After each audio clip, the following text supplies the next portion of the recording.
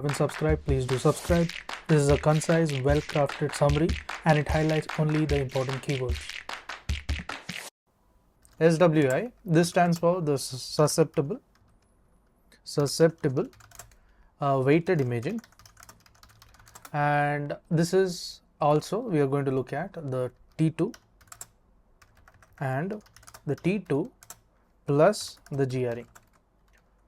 So first, looking at the SWI, it is the most sensitive sequence for the hemorrhage, and it helps to differentiate between the hemosiderin as well as the calcification. So hemosiderin and the calcification. So this is done, and then the investigation of choice for the diffuse axonal injury, and you look for the punctate hemorrhages. So punctate hemorrhages is what you look for. Next is we have the T2 and the GRE. So under the T2 and the GRE, they are also used for the hemorrhage, and if the hemorrhage here, it appears black in color. The SWI, it is a more sensitive compared to this.